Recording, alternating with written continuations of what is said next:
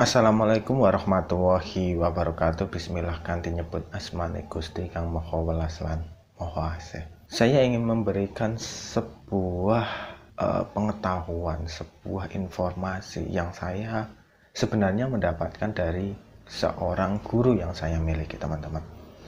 Di mana tingkat spiritualitas seseorang ketika apa yang dia ucapkan, apa yang dia pikirkan, apa yang menjadi kretek di dalam hatinya itu mulai dikabulkan oleh Allah Subhanahu wa Ta'ala. Mungkin tidak selamanya doa itu muncul yang baik-baik, tapi ketika kita menjadi orang yang berspiritualis tinggi, maka kita akan mencoba untuk memilah dan memilih doa mana yang sesuai, memilah dan memilih doa mana yang seharusnya kita gunakan, dan doa mana yang seharusnya kita tidak gunakan, seperti itu. Dan ada suatu kesan yang menarik ketika di dalam berdoa dan doa itu dikabulkan.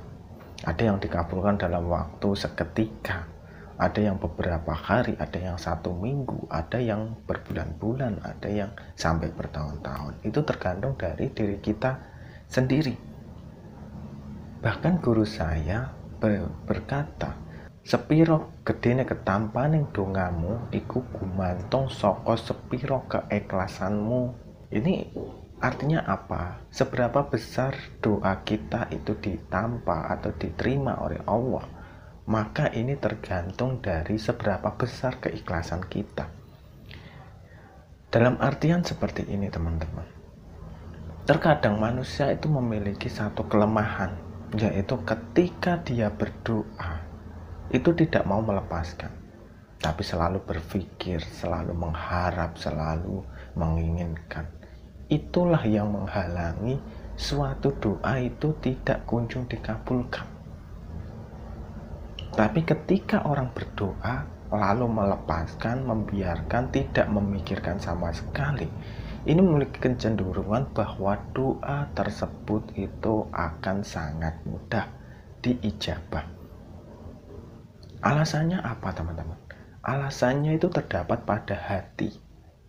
Hati yang ikhlas itu cenderung bersih. Hati yang ikhlas itu cenderung memaafkan. Hati yang ikhlas itu cenderung tidak memberikan efek apa-apa jika dia disakiti. Kita mendengar suatu karma, teman-teman. Memang di agama Islam itu tidak ada yang namanya karma. Tapi di dalam Islam ada suatu bunyi di dalam surat Asy-Syura ayat 40, di mana artinya itu seperti ini. Balasan untuk suatu kejahatan adalah kejahatan yang serupa. Tapi siapa yang memaafkan, itu pahalanya lebih baik bagi dirinya. Dan pahala itu bersumber dari Allah Subhanahu wa Ta'ala. Tapi ketika orang itu membela diri atas suatu kezoliman, maka dia tidak termasuk orang yang bisa disalahkan. Artinya seperti ini.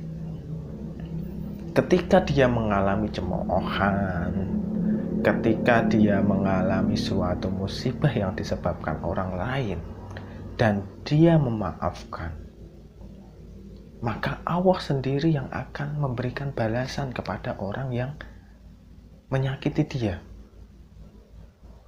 Dan dia akan cenderung mendapatkan pahala dari sisi Allah. Ini artinya ketika orang itu memperoleh pahala dari sisi Allah, dia menjadi salah satu bagian dari orang yang dikasihi oleh Allah. Dan ketika dia dianggap zalim, dan zalimnya itu keterlaluan, misalnya mau dibunuh, dirampok dan sebagainya, dan dia melawan, maka dia tidak salah.